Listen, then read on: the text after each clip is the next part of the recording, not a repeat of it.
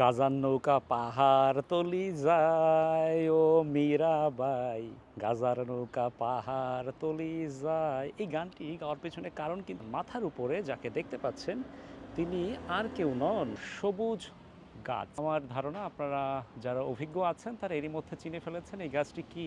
আমি যখন রাস্তা দিয়ে হাঁটি, কার বাড়ির পাশে কি গাছ আছে সেগুলো দেখি, হঠাৎ এই গাছটি আমার যখন চোখে পড়লো, আমি এর একটি ছবি তুলি, ছবি তুলে গুগলে দেই, গুগল আমাকে জানাই এটি দেখতে গাঁজা গাছের মতো।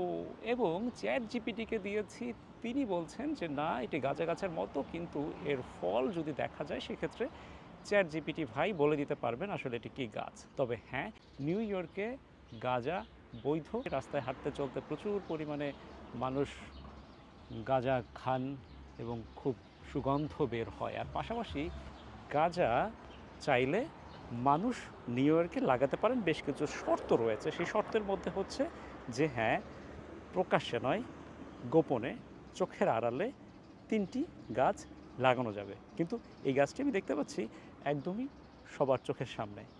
যাই হোক, আরেকটি তথ্য কিন্তু আমাকে দিয়েছে চ্যাট জিপিটি যে হ্যাঁ, তুমি এই গাছের ছবি তুলেছো কিন্তু কিছু বলতে যেও না, বলতে গেলে ঝগড়া বেঁধে যাবে। আমি চলে যাই এখান থেকে, খুব দ্রুত আমাকে এখান থেকে ভাগতে হবে। গাজার নৌকা পাহাড় তলি যায় ও